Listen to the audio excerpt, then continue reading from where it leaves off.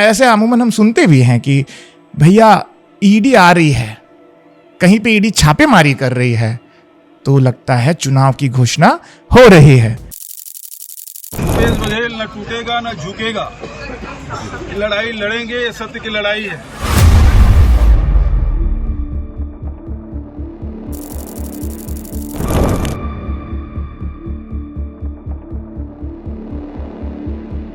आज ही मेरे को हाईकोर्ट के एक सीनियर काउंसिल ने कहा कि आप लोग ने वर्णमाला बदल दी अंग्रेजी की, ABCDEF की जगह आपने ABCDED कर दिया पहले आपने। छत्तीसगढ़ में आपको एक अकेले वकील के तौर पे देखा जाता है, महाधिवक्ता उप महाधिवक्ता के तौर पे, जिनको स्पेशल पुलिस प्रोटेक्शन मिली है। क्या कारण है, कौन सा थ्रेट था जिसके कारण आपको पुलिस प्रोटेक्शन मिली हुई है? लेकर स्कैम था, कोल स्कैम था और महादेव स्कैम था। ये बेसिकली 3 मामले थे, क्योंकि इन्हीं के बेसिस पे जो भी सिक्योरिटी थ्रेट एनालिसिस हुआ है गवर्नमेंट का, उसी के बेसिस पे जो भी पुलिस प्रोटेक्शन मेरे को प्रोवाइड की गई वर्तमान में, तो उसी के बेसिस पे था। सर ऐसा नहीं लगता है जिस ईडी को कोई नहीं जानता था, इन्फोर्समेंट डायरेक्टरेट, तो ये ऐसी कौन सी मतलब इतनी डरावनी, इतनी खौफनाक इनकी जो कार्यशैली है जो लोगों की पैंट गीली हो जा रही है? जो बीजेपी की सरकार जो अभी आई है, स्पेशली ऐसा लगता है कि बस एक रिमोट कंट्रोल है, किसी के पीछे छोड़ दो, हो गया काम। चूंकि हाई प्रोफाइल मामले हैं इसलिए ऐसा लग रहा है कि थोड़ा सा ज़्यादा हार्ड हो रही है। अदरवाइज इन्फोर्समेंट डायरेक्टरेट का जब ऑफिस यहाँ पे एस्टेब्लिश हुआ था, 2014 के ज़माने की बात बता रहा हूँ, कार्रवाइयाँ तब से चल रही हैं।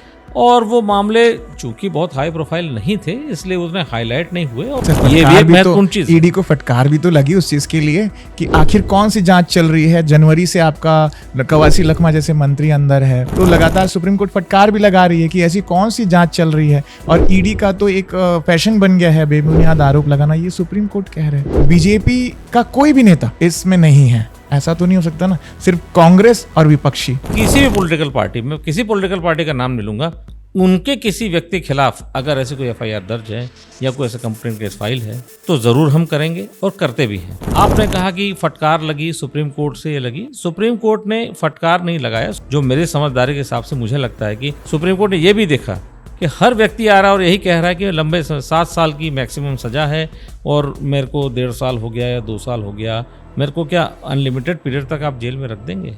जब भी ईडी काम करती है तो कुछ लोगों के पास जो संपत्ति है, और अपन मूवी में भी देखते हैं जिनके यहाँ संपत्ति होती है, ईडी पहुँचती है तो उनके घर में तोड़फोड़ करते हैं। मूवी के दौरान टाइल्स निकाल देते हैं, बेड के अंदर से पैसे निकलते हैं।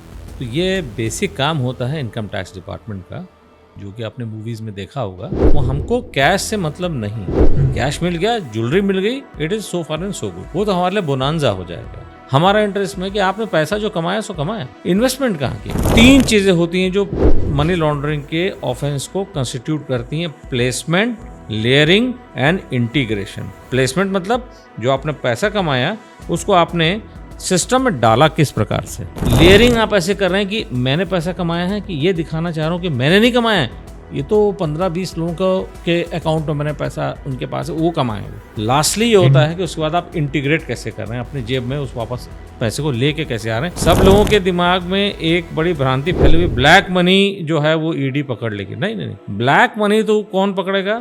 Income tax department. Black money उस मनी को बोला जाता है जिसका कि आपने अर्जन किया लेकिन उसका आपने टैक्स नहीं पटाया। ये पैसा है मनी लॉन्ड्रिंग का, इसको हम ब्लैक मनी नहीं कहते, इसको हम कहते हैं डर्टी मनी। अपराध में अपनी संलिप्तता दिखा करके, चाहे डायरेक्टली चाहे इनडायरेक्टली।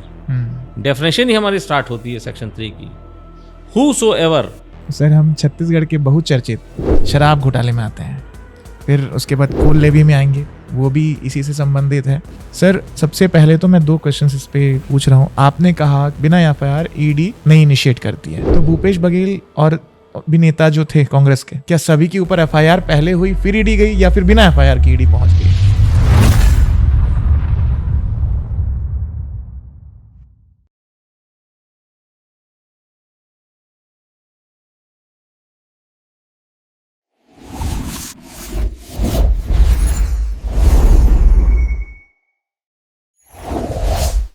अब इलाज के लिए शहर भागने की जरूरत नहीं है।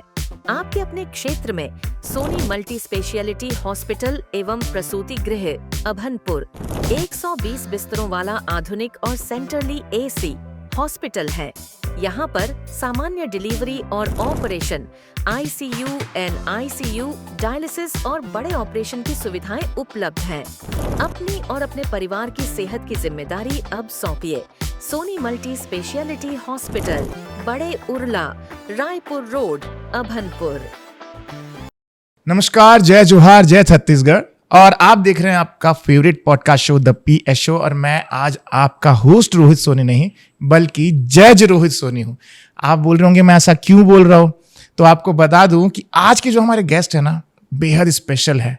कई लोगों ने बीच में कहा था कि ऐसे अमूमन हम सुनते भी हैं कि भैया ईडी आ रही है, कहीं पे ईडी छापेमारी कर रही है, तो लगता है चुनाव की घोषणा हो रही है।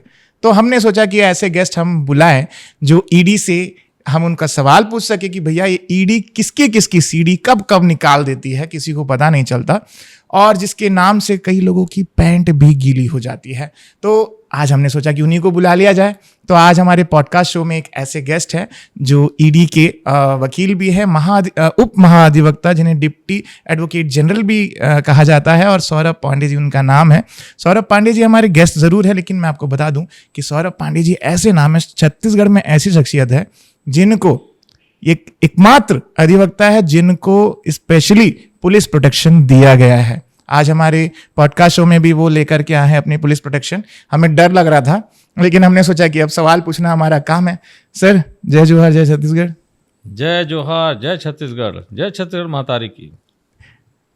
तो सर, आज मैं आपको कड़क सवाल पूछूंगा, कोई दिक्कत तो नहीं है? आप क्योंकि वहां पे अपने क्लाइंट से पूछते हैं, जो अभियुक्त रहते हैं उनसे आप पूछते हैं, तो मैं आपसे कड़क सवाल पूछूंगा तो मेरे पीछे तो ईडी वीडी नहीं आएगी ना?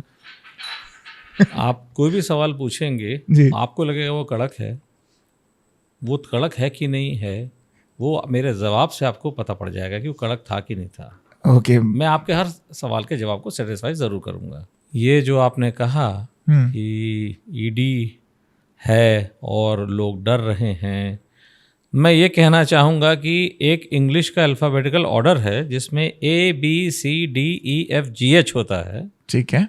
आज ही मेरे को हाई कोर्ट के एक सीनियर काउंसिल ने कहा कि आप लोग ने वर्णमाला बदल दी अंग्रेजी की।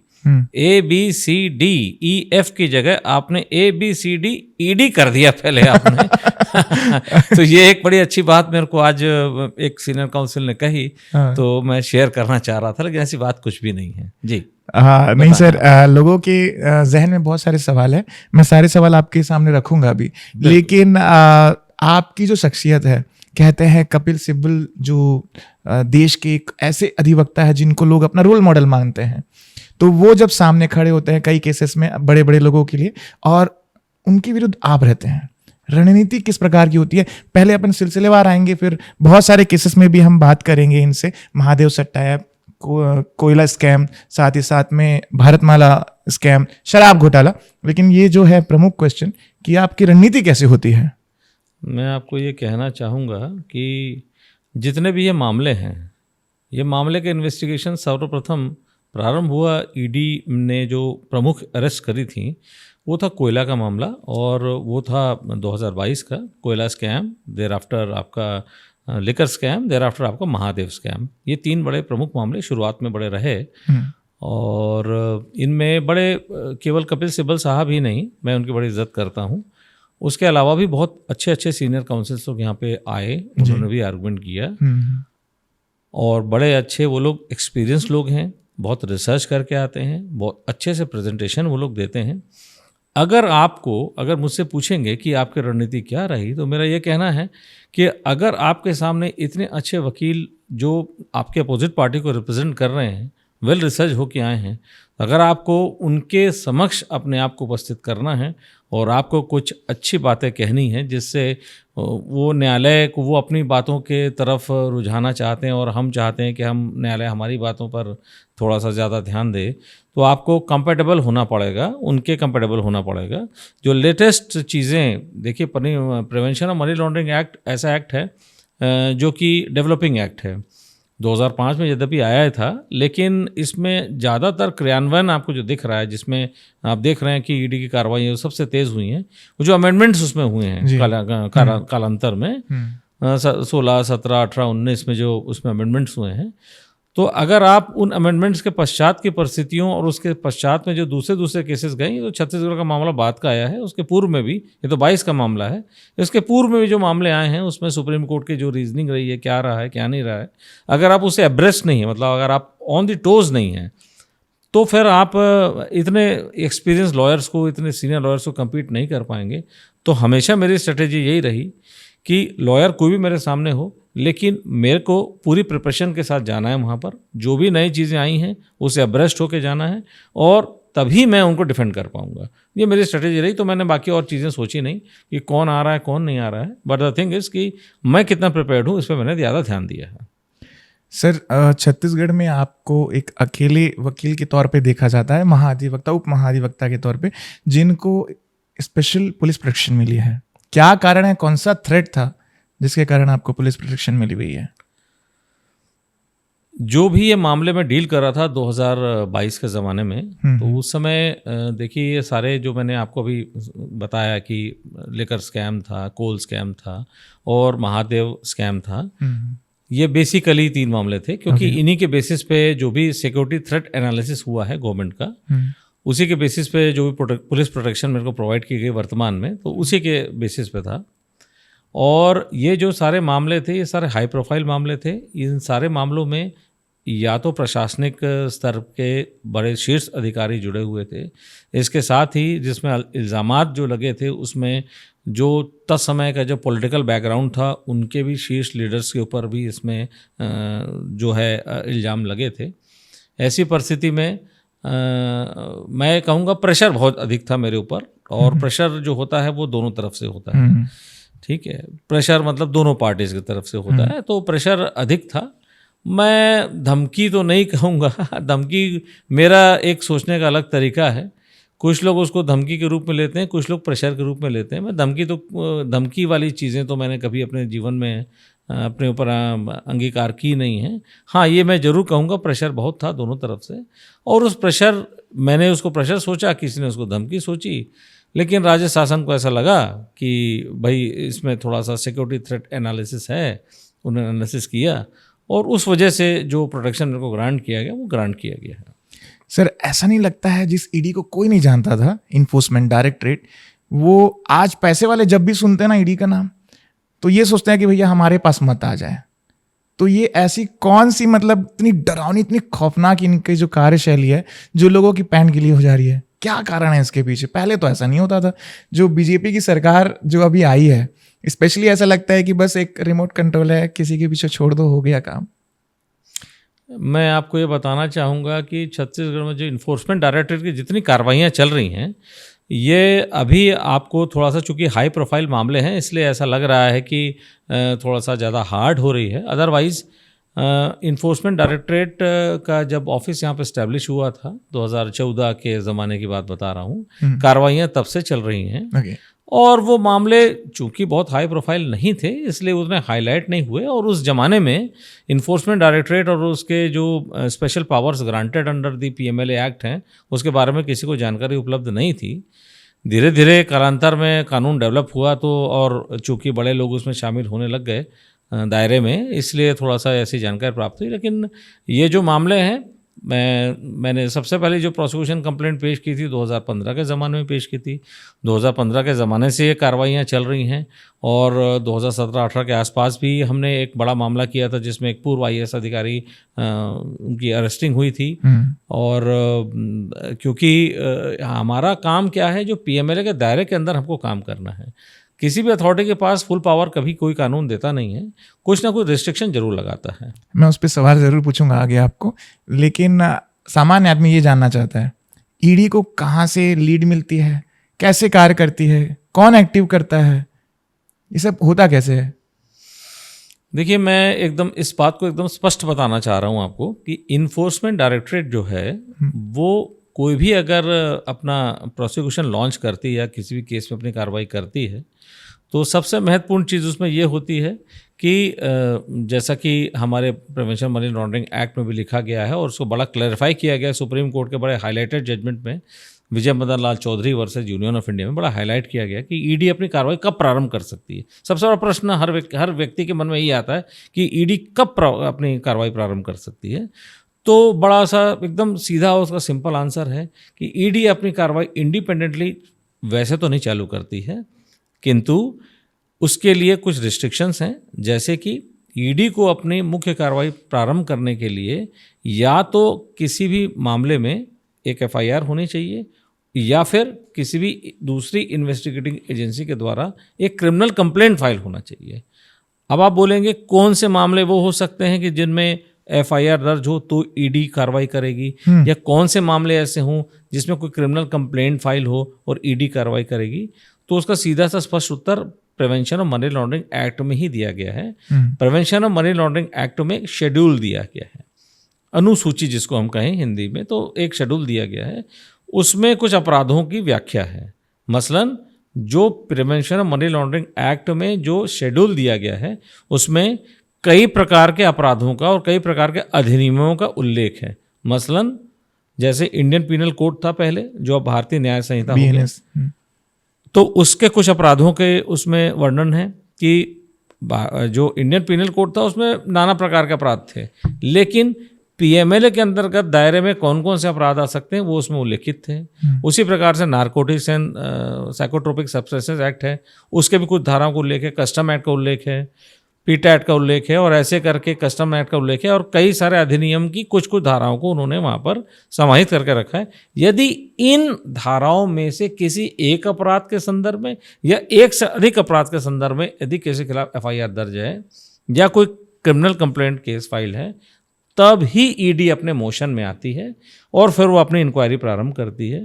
ईडी का सिस्टम ये है कि सबसे पहले वो कोई भी अपराध दर्ज हुआ, जैसे मैं आपको छोटा सा उदाहरण देना चाहता हूँ। 420 का एक मामला है, 420 जो पुराने आईपीसी में था, अब 318 हो गया बीएनएस में। तो अब ऐसा है कि अगर 420 का कोई अपराध किसी थाने ने दर्ज किया है, एफआईआर दर्ज करी है, तो हर 420 का अपराध में ईडी इन्वेस्टिगेशन करने के लिए नहीं आएगी। लेकिन जिन मामलों में ऐसा लगेगा कि इनमें पीएमएलए मतलब prevention of money laundering act के अंतर्गत कुछ हमको दिख रहा है, एंगल दिख रहा है, मनी लॉन्ड्रिंग का एंगल दिख रहा है, तब फिर उसमें इन्वेस्टिगेशन प्रारंभ होता है। पहले प्रिलिमिनरी एक इंक्वायरी होती है ये देखने के लिए कि क्या हम इसमें अगर फर्दर इन्वेस्टिगेशन करते हैं तो हम प्रारंभ कर सकते हैं, आगे बढ़ सकते हैं या नहीं बढ़ सकते हैं। अगर बढ़ सकते हैं तो फिर हम आगे बढ़ते हैं, हम आगे बढ़ जाते हैं, फिर इन्वेस्टिगेशन आगे बढ़ा लेते हैं, और नहीं है तो हम उसको ड्रॉप करते हैं। तो ये हमारा जो प्रोसीजर है वो बड़ा सीधा और सिंपल है कि हर उस शेड्यूल ऑफेंस के मामले में हम इन्वेस्टिगेशन करने के लिए नहीं जाते हैं, लेकिन हाँ जिन मामलों में हमको मनी लॉन्ड्रिंग एंगल दिखता है उसमें हम जरूर प्रोसीड करते हैं। हाँ, पीएमएलए एक्ट में एक चीज़ और लिखी गई है, जो बाकी कानून है उसमें अगर करोड़ रुपए से ऊपर की संपत्ति के इन्वॉल्वमेंट तब इन्वेस्टिगेशन प्रारंभ होगा।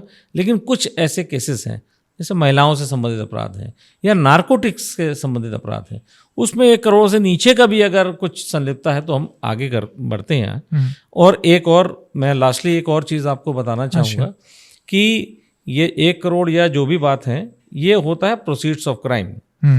मैं दर्शकों को ये बताना चाहूँगा कि prevention of money laundering act में जो मनी लॉन्ड्रिंग की जो अपराध की व्याख्या की गई है उसमें एकदम स्पष्ट है कि यदि आपने किसी भी आपराधिक गतिविधि में लिप्त होकर के, और आपराधिक गतिविधि वो कौन सी होगी, वो जो पीएमएलए एक्ट के अंतर्गत दिए गए शेड्यूल जो मैंने अभी आपको बताया था, उनमें से किसी एक अपराध या एक से अधिक अपराध में लिप्त होकर आपने आपराधिक गतिविधि में अपना योगदान दिया है और उससे अपराध के आगम की प्राप्ति की है, जिसको हम अंग्रेजी में कहते हैं proceeds of crime. Okay, proceeds of crime की अगर आपने प्राप्ति की है और उसको निष्कलंकित संपत्ति के रूप में समाज को प्रदर्शित किया है। मैं आपसे पूछने वाला भी था कि मनी लॉन्ड्रिंग सिंपल शब्दों में अगर ऑडियंस समझना चाहे तो हिंदी में क्या होगा? मनी लॉन्ड्रिंग की बड़ी सिंपल सी परिभाषा ये है, जो परिभाषा section 3 of the prevention money laundering act में दी गई है, बड़ी सिंपल सी परिभाषा है। उसमें बड़ा साफ साफ उल्लेखित है कि यदि आप जो आपराधिक गतिविधि हैं, मतलब अपराध कौन सा, शेड्यूल ऑफेंस जो मैंने बताया आपको, जो पीएमएलए एक्ट में दिए गए जो भी ऑफेंसेस हैं, एक से अधिक अपराध या एक ही अपराध में अपनी संलिप्तता दिखाते हैं। ज़रूरी नहीं आपने अपराध किया हो। मसलन ये ज़रूरी नहीं है कि 420 का आपके ऊपर अगर इल्ज़ाम है तो आप 420 के ही आपने ही 420 की हो, नहीं, 420 ने किसी और ने की होगी, लेकिन आपको उसमें योगदान रहा होगा। उदाहरण देता हूं कि अगर आपने उगाही की है, उगाही, ठीक है, एक्सटॉर्शन जो हमारा कोल का मामला है, अगर आपने उगाही की है पैसे की, आमुक व्यक्ति ने पैसे की उगाही की, अपना डर दिखा करके या राजनीतिक अपना दबाव दिखा करके जैसे भी करके उगाही करने का प्रयास किया या उगाही की है, लेकिन उगाही के पैसों को जिन जिन लोगों को दिया गया है, मतलब उगाही तो अमुक व्यक्ति ने करी, लेकिन उगाही के पैसों को कह दिया गया कि ये मेरे जो हैं बाकी लोग हैं, और मैंने आपको एक निर्देश दे दिया है कि आप कोयला में 25 रुपया प्रति टन जब तक कोई पेमेंट नहीं करेगा तब तक आप उसको डिलीवरी ऑर्डर जारी नहीं करेंगे, और इस पैसे का कलेक्शन करने के लिए XYZ व्यक्ति आएंगे। सर एक्चुअल में उगाही जो आपने शब्द प्रयोग किया, मैं उसी से रिलेटेड क्वेश्चन कर रहा हूँ कि अभी मार्केट में ये चर्चा है कि अगर किसी के पास सबसे ज़्यादा संपत्ति है, ठीक है, और वो उगाही तो आज की सरकार में नहीं, पहले की भी सरकारों में हुई है, बहुत सारी सरकारों में हुई है। 2018 जब कांग्रेस सरकार थी 23 तक, उस समय भी हुई होगी, और उसके पहले भी हुई होगी, उसके बाद अभी आज भी हो रही है, तब तो घोटाले सामने आ रहे हैं। तो लोगों में ये चर्चा है कि जिसके पास संपत्ति ज़्यादा है, आप बीजेपी ज्वाइन कर लो, कुछ मत करो, इनकम टैक्स देने की ज़रूरत नहीं है, कुछ देने की ज़रूरत नहीं है, आपको एसीबी से छूट, सीबीआई से छूट, ईडी से छूट और ईओडब्ल्यू से छूट। तो ये मान्यता लोगों में बन चुकी है। ये मान्यता जो है वो लोगों में बनी है, तो वो क्यों बनी है, किस वजह से बनी है, ये तो मैं नहीं जानता, लेकिन अगर आपने मुझसे प्रश्न पूछा है हाँ। कानून के संदर्भ में, तो मैं ये आपको बताना चाहूँगा कि देखिए, अगर घोटाले कभी भी हुए हैं, मैं सरकारों की बात नहीं करता, मैं बात करता हूँ समय की, किसी भी समय अगर घोटाले हुए हैं, और मैं बात नहीं करता अधिकारियों की, मैं नहीं बात करता किसी की, मैं ये कह रहा हूँ घोटाले कभी भी हुए हैं, लेकिन पीएमएलए का इन्वेस्टिगेशन जो अभी थोड़ी देर पहले ही मैंने आपको बताया है कि अगर उस शेड्यूल ऑफेंस के संदर्भ में कोई एफआईआर दर्ज है, और एफआईआर दर्ज है और उसमें हमारे प्रिलिमिनरी इन्वेस्टिगेशन में हमको ये मिल रहा है कि हाँ भाई, यहाँ ये चीज़ें अपराध के आगम के रूप में फलां व्यक्ति ने प्राप्त करी हैं, फलां व्यक्तियों के साथ में प्राप्त करी हैं, हम हर व्यक्ति के खिलाफ करेंगे। ऐसा कुछ भी नहीं है कि कहाँ की सरकार कब की क्या थी क्या नहीं थी, हम सबके खिलाफ करते हैं। सर आपने 2018 में भी काम किया है, और वैसे ही काम कर रहे थे जो अभी कर रहे हैं और पहले के, तो उस समय की क्या पूर्व सीएम के और या फिर कोई राजनीतिक दल के नेता के ऊपर इस तरह की कार्रवाई हुई थी क्या ईडी की? मैंने आपको ये बात पहले बता दी कि सबसे पहले हमने जो कार्रवाइयाँ की थी, हाँ। जो हमको प्रमाण प्राप्त हुए थे 2015 में, मैंने आपको बताया ना, सबसे पहले हमारी प्रोसिक्यूशन कंप्लेंट फाइल हुई थी, एक नहीं 3 हुई थी। तो ऐसा नहीं है कि हम किसी राजनीतिक दल या हम किसी व्यक्ति विशेष को हम टारगेट करके चल रहे हैं। मैं बार बार उसी बात को दोहराता हूँ कि अगर हमारा शेड्यूल ऑफेंस के संदर्भ में हमें ऐसे प्रमाण मिलते हैं जिसमें कि हमें ये लगता है कि हाँ भाई, इसमें हम मनी लॉन्ड्रिंग को प्रूव कर सकते हैं या प्रूव करने की स्थिति में आते हैं, तो हमारे उस व्यक्ति के खिलाफ अपना इन्वेस्टिगेशन खोलते हैं, हम कार्रवाई करते हैं, 100% करते हैं, इर्रेस्पेक्टिव ऑफ द फैक्ट कि कौन राजनेता है, कौन क्या है, कौन क्या नहीं है।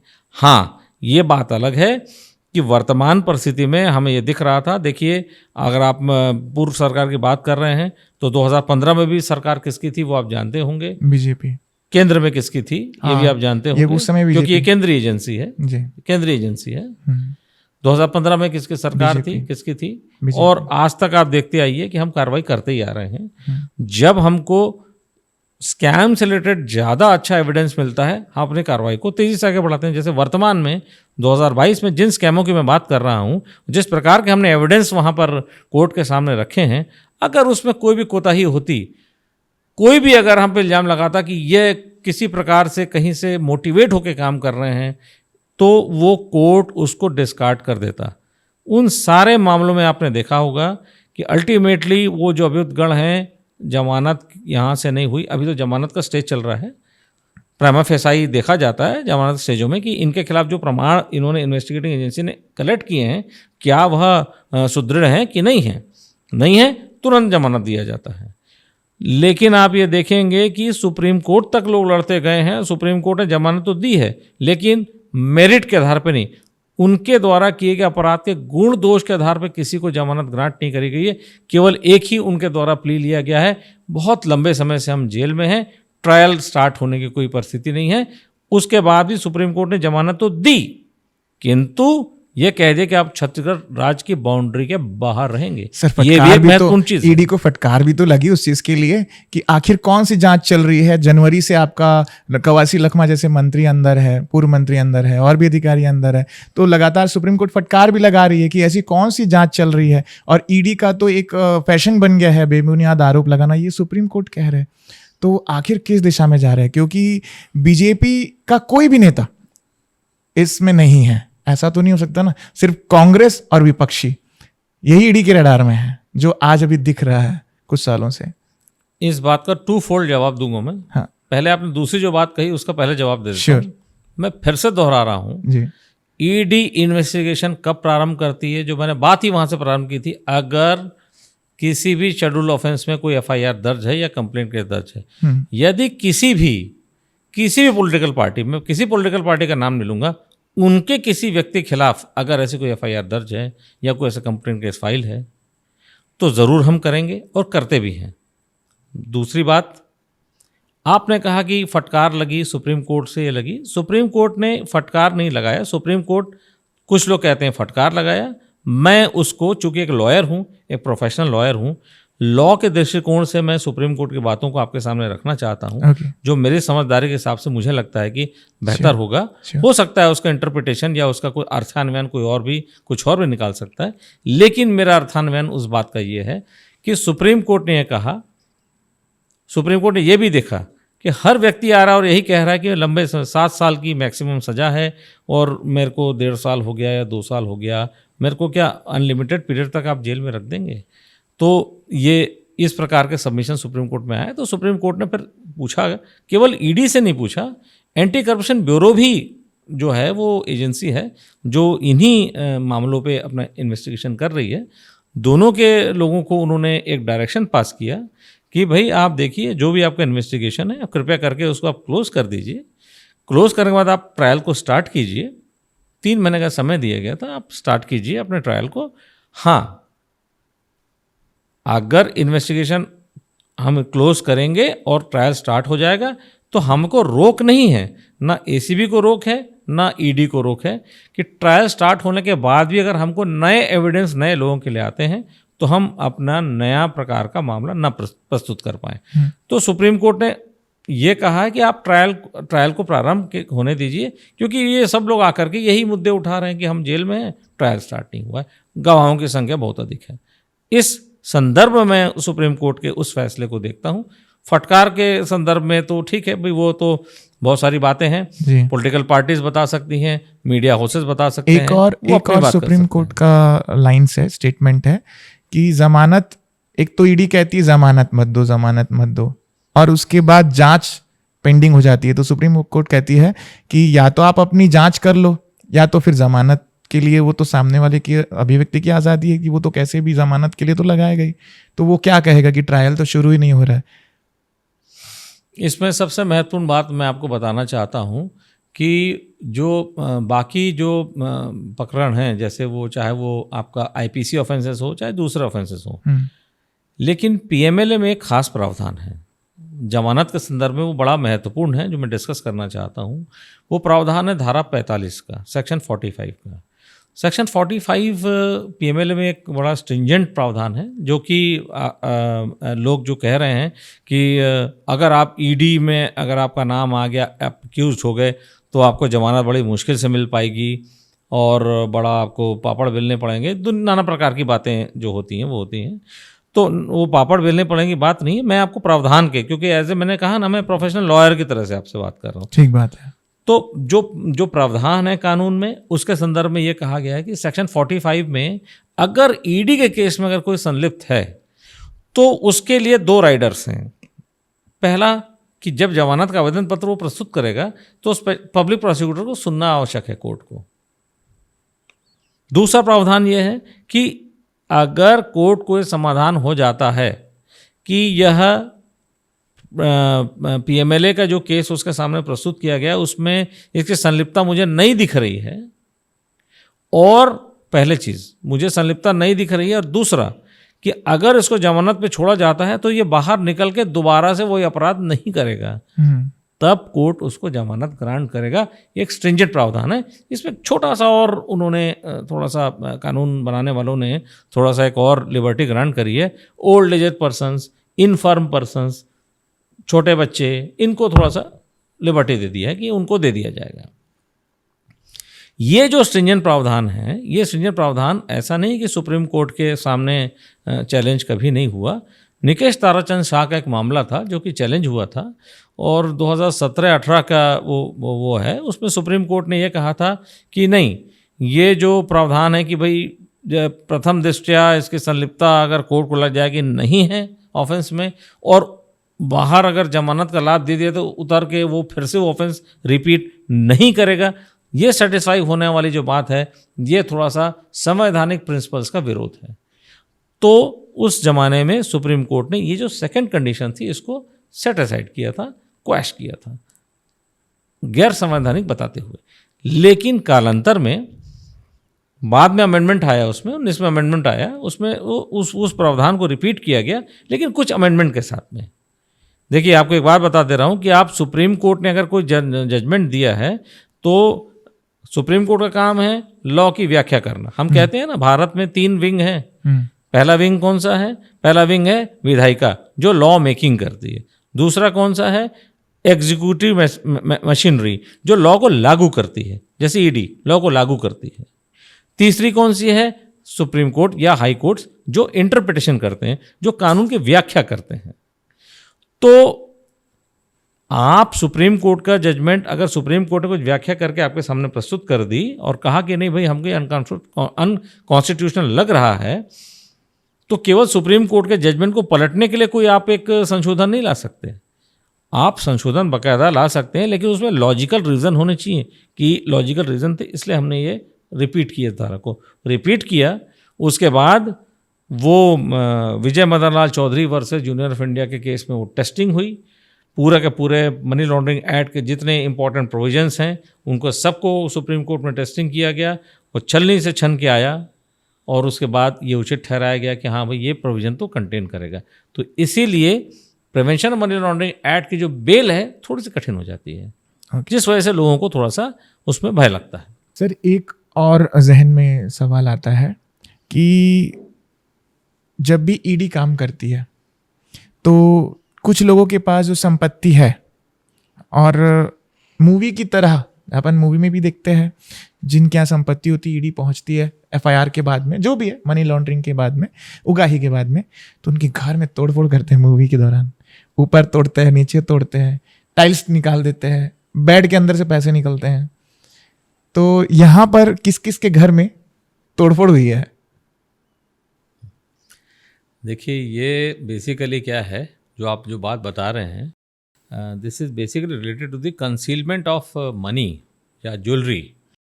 तो ये बेसिक काम होता है इनकम टैक्स डिपार्टमेंट का, जो कि आपने मूवीज़ में देखा होगा, या फिर सेंट्रल एक्साइज, उसमें भी खासकर कस्टम डिपार्टमेंट का, क्योंकि जो लोग स्मगल करके गुड्स लाते हैं तो वो लोग कहीं कहीं भी रख के लेके आते हैं।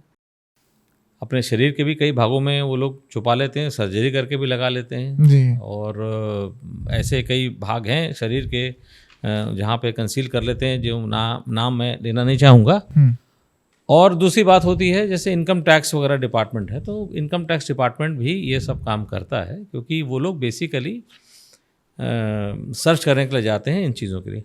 ईडी का जो फंडामेंटल है वो बेसिकली है डॉक्यूमेंटेड प्रूफ के। आप हमको कैश से मतलब नहीं है, कैश मिल गया वेरी गुड, कैश मिल गया, ज्वेलरी मिल गई, it is so far and so good, वो तो हमारे लिए बोनांजा हो जाएगा। लेकिन हम बेसिकली तलाश में रहते हैं। मैंने कहा ना आपको, जो मनी लॉन्ड्रिंग की डेफिनेशन पुनः आपको लेके जाना चाहता हूँ कि आपने आपराधिक गतिविधि में रह करके अपराध के आगम मतलब प्रोसीड्स ऑफ क्राइम Proceeds का of crime. अर्जन किया या अर्जन करने में सहायता करी या छुपाने में सहायता करी या किसी प्रकार से उसको डिसबर्स मतलब किसी और को देने में सहायता करी, दैट फॉल्स अंडर PMLA. वो PMLA नहीं। उसके अलावा एक और चीज लास्ट में बोलता हूं, और आपने उसको निष्कलंकित संपत्ति के रूप में प्रदर्शित करने का प्रयास किया। अगर मैं उदाहरण देता हूं कि मैं अगर किसी घर में जाता हूं, मैं इनकम टैक्स डिपार्टमेंट का वो बेसिकली रोल है या सेंट्रल एक्साइज या कस्टम्स का रोल है वो, कि उनको तो प्रॉपर्टी सीजर चाहिए, हमको भी चाहिए प्रॉपर्टी सीजर जो लाइव प्रॉपर्टी मिल रही है, चाहे वो ज्वेलरी के फॉर्म में हो, चाहे वो आपके कैश के फॉर्म में हो, हमको भी चाहिए। उनके लिए वो ज़्यादा आवश्यक है क्योंकि उनको अनअकाउंटेड जो मनी है, जैसे इनकम टैक्स एक्ट में किसी ने अपना शो किया कि भाई मैं इतने का मेरा इनकम हुई है, उतने का मैं टैक्स पटा रहा हूँ, लेकिन उससे अधिक की अगर उससे इनकम हुई है और उतना कैश वगैरह उसे घर से बरामद हो जाता है, उनका इंटरेस्ट उसमें ज़्यादा है। हमारा इंटरेस्ट में कि आपने पैसा जो कमाया सो कमाया, इन्वेस्टमेंट कहाँ की, क्योंकि अब आपने मैं फिर कह रहा हूँ, अपराध के आगम आपने कमाया या कमाने में आपने सहायता करी, उसको निष्कलंकित संपत्ति के रूप में प्रदर्शित करने का जो प्रयास किया गया है वो हमारे लिए इम्पोर्टेंट है। मसलन कि किसी ने करोड़ों कमाए होंगे, कोई दिक्कत नहीं है, करोड़ कमाए होंगे, अपने घर में करोड़ रखा होगा, ठीक है, करोड़ तो हम जब्त कर ही लेंगे। पूछेंगे भाई आप बताइए आपके इनकम टैक्स रिटर्न में आपने शो किया कि नहीं शो किया, कहाँ से आए, ज्वेलरी आपने इतनी खरीदी कहाँ से आई, पुश्तैनी है क्या नहीं है, इनकम टैक्स रिटर्न दिखाइए, हम तो पूछेंगे। लेकिन हमारा उद्देश्य ये है, अगर हमें वो दिख जाता है कि किसी अमुक व्यक्ति ने भ्रष्टाचार करके पैसा कमाए, 420 करके पैसा कमाए, उगाही करके पैसा कमाए, फ्लैश ट्रेड में कमाए और आतंकवादी गतिविधियों में लिप्त हो करके, जैसे कि आपने टेरर फंडिंग जो होती है उसमें लिप्त होकर कमाए, वो पैसा का आपने निष्कलंकित संपत्ति के रूप में कैसे किया। जैसे कि पैसा कोई कमा सकता है, व्यक्ति करोड़ रुपये कमा सकता है, उसको इन्वेस्टमेंट कर देते हैं लोग, कहीं पेट्रोल पंप बेनामी नाम से खोल दिया, बेनामी नाम से ज़मीनें परचेज कर ली, बेनामी नाम से कुछ धंधा खोल दिया, जैसे मछली पालन का इसका धंधा खोल दिया। तो आपने इंटीग्रेट कहाँ की। PMLA एक्ट में बड़ा इंपॉर्टेंट चीज़ है, मैं एकदम इंपॉर्टेंट बात बताने जा रहा हूँ। 3 चीज़ें होती हैं जो मनी लॉन्ड्रिंग के ऑफेंस को कंस्टिट्यूट करती हैं, placement, layering and integration. Placement में PLI, placement, layering and integration. Placement मतलब जो आपने पैसा कमाया उसको आपने सिस्टम में डाला किस प्रकार से। दूसरा, सिस्टम में आपने डाला, आपने बेनामी नाम से शेयर परचेजिंग कर ली, बेनामियों के नाम से शेयर परचेजिंग कर ली, आपने प्लेसमेंट कर दिया सिस्टम में पैसे को। लेयरिंग आप ऐसे कर रहे हैं कि मैंने पैसा कमाया है, कि ये दिखाना चाह रहा हूँ कि मैंने नहीं कमाया है, ये तो 15-20 लोगों को के अकाउंट में मैंने पैसा उनके पास है, वो कमाए हैं, वो ये लेयरिंग है। बेसिक अपराध जो है उसको छुपाने के लिए पर्दे चढ़ाते जाता है ना, कि जो मैंने भ्रष्टाचार किया, जो मैंने कुछ भी किया, परत चढ़ जाए उसके ऊपर कि मेरा बेसिक अपराध ना दिखे, दैट इज लेयरिंग। लास्टली ये होता है कि उसके बाद आप इंटीग्रेट कैसे कर रहे हैं, अपनी जेब में उस वापस पैसे को लेके कैसे आ रहे हैं, ये घुमा कर, ये नेटवर्क जो फूड चेन टाइप का होता है। जी हाँ। तो इसका एक बेसिक, मैं चूंकि मामला सब्जुडाइज है, मैं किसी का नाम नहीं लूँगा, लेकिन मैं उस जो इन्वेस्टिगेशन है समझाने के लिए, दर्शकों को समझाने के लिए ज़रूर मैं उसका जिक्र करना चाहूँगा कि एक अधिकारी ने यहाँ पर करीब 60 लाख रुपया का धन अर्जन किया, वो भी भ्रष्टाचार करके धन अर्जन किया। और अब वो 60 लाख रुपए को वो अपने पास में कैसे रखे। 60 लाख रुपए आप कैश रख नहीं सकते, रखेंगे तो वो बर्बाद पैसा है, आप उसमें धन अर्जन, धन वर्धन नहीं कर सकते। तो उसको कैसे आप अपने सिस्टम में लेके आए। तो उन्होंने क्या किया कि वो जो 60 लाख के आसपास की जो उन्होंने जो अवैध कमाई की थी, उसको उन्होंने लेयरिंग के लिए उन्होंने क्या किया कि गरीब भोले वाले छत्तीसगढ़ के जो गांव के लोग हैं उनके अकाउंट्स खुलवाए बैंक के। उन गरीब भोले भाले ग्रामीण लोगों को उन अकाउंट्स की जानकारी भी नहीं कि मेरे नाम से अकाउंट भी खुल गए। मैं ज़्यादा डिटेल में नहीं जा रहा था क्योंकि मामला सब्जुडाइज है, लेकिन जो एक सरसरी तौर पे दर्शकों को समझाने के लिए एक उदाहरण के रूप में ले लीजिए। एक व्यक्ति ने पैसे कमाए 60 लाख, उसको कैसे चैनलाइज करना है, लॉन्डर करना है। Money laundering is nothing else. Laundering एक शब्द है, लॉन्ड्रिंग शब्द आया लॉन्ड्री से। लॉन्ड्री मतलब जहाँ कपड़ों की धुलाई करते हैं हम लोग। सब लोगों के दिमाग में एक बड़ी भ्रांति फैली हुई, ब्लैक मनी जो है वो ईडी पकड़ लेगी। नहीं, ब्लैक मनी तो कौन पकड़ेगा? Income tax department. Black money किस मनी को बोला जाता है? ब्लैक मनी उस मनी को बोला जाता है जिसका कि आपने अर्जन किया लेकिन उसका आपने टैक्स नहीं पटाया। आपने 1 करोड़ का अर्जन किया, आपने 50 लाख का टैक्स पटाया, 50 लाख को आपने टैक्स नहीं पटाया, तो 50 लाख रुपये आपका जिसका टैक्स आपने नहीं दिया वो ब्लैक मनी है। इनकम टैक्स आपको नोटिस देगा, आपसे टैक्स की मांग करेगा, या तो आप उस ब्लैक मनी को वाइट करना है तो टैक्स पटा दीजिए, या जो भी आपको आपकी जो लीगल रेमेडीज है उसको एग्जॉस्ट करिए। ये पैसा है मनी लॉन्ड्रिंग का, इसको हम ब्लैक मनी नहीं कहते, इसको हम कहते हैं dirty money. Okay. Dirty money मतलब लॉन्ड्रिंग। मैंने अपराध में अपनी संलिप्तता दिखा करके, चाहे डायरेक्टली चाहे इनडायरेक्टली। डेफिनेशन ही हमारी स्टार्ट होती है सेक्शन 3 की, हु सो एवर, डायरेक्टली और इनडायरेक्टली। सेक्शन 3 की डेफिनेशन स्टार्ट ही वहीं से होती है। तो किसी ने या तो डायरेक्टली खुद ही क्राइम में इन्वॉल्व है या क्राइम करने वाले की सहायता करिए। आपने अपराध, जो भी अपराध है, शेड्यूल अपराध है, उसमें संलिप्तता दिखा करके अपराध के आगम का आपने उत्सर्जन किया, निष्कलंक संपत्ति के रूप में आपने किया।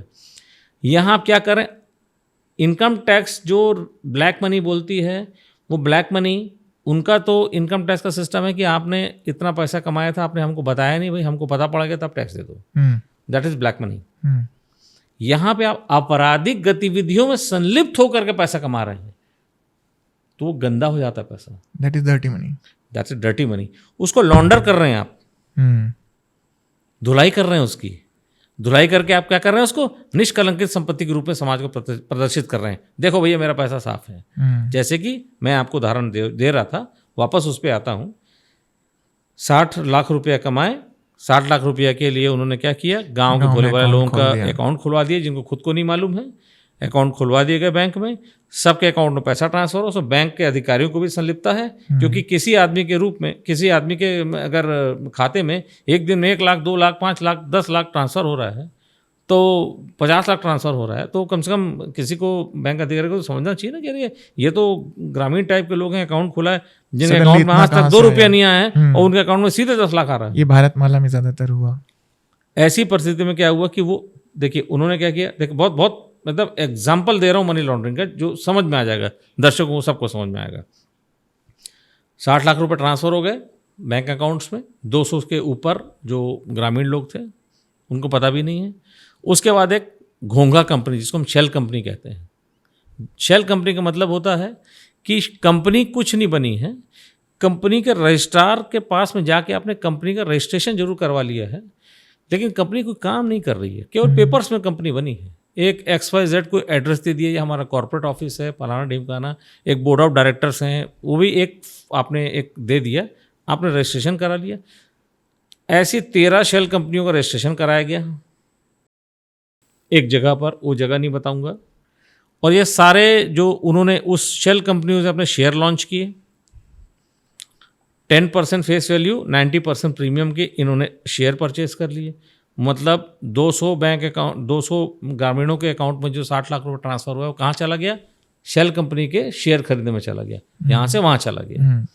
फिर शेल कंपनी ने, जो वो आमुख अधिकारी थे, उनके भाइयों की कुछ कंपनियां हैं रायपुर में, उन्होंने भी अपने शेयर लॉन्च कर दिए। 10% फेस वैल्यू, 90% प्रीमियम में उस शेल कंपनी इनके शेयर खरीद लिए। ओके। पैसा आ गया उनके भाइयों की कंपनियों में, उसके पश्चात उन्होंने शेयर को बायबैक कर लिया, पैसा आ गया जेब में। This is laundering, example, perfect example of laundering. तो आपने पैसे कमाए भ्रष्टाचार करके, आपने उसको शेयर कैपिटल में डाला, आपने खुद ही डाला, लेयरिंग करी आपने, लेयरिंग की। पहले आपने गांव वालों के अकाउंट में डाला, लेयरिंग, छुपा रहे, परत। दूसरा आपने शेल कंपनीज बनाई, परत।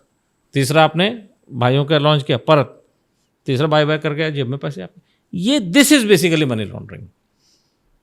जहां पे सबकी कहानी, स्टोरी खत्म होती है, वहां सीडी की स्टोरी शुरू होती है। ये मैं कहना चाहूँगा कि सभी लोग यहाँ पे, बहुत सारे लोग आते हैं। मैंने अपने इतने साल के कैरियर में, जो मैं 2014 से बेसिकली 13 से लगभग डिपार्टमेंट यहाँ पे चालू हुआ था, लेकिन हमारा जो कार्रवाइयाँ थी, जिसमें जेल में जाके स्टेटमेंट रिकॉर्ड करना है, 14 से प्रारंभ हुआ था, 15 से हमने प्रोसिक्यूशन लॉन्च करना चालू किए थे।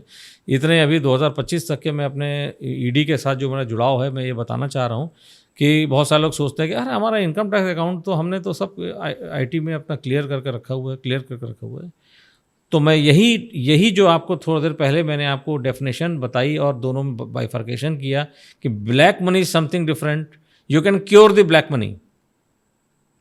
जिसका टैक्स आपने दिया था उसका टैक्स का पेनल्टी पटा के आप you can cure it. Dirty money का कोई वो नहीं है। डर्टी मनी तो डर्टी मनी है, उसको आप बचा नहीं पाएंगे।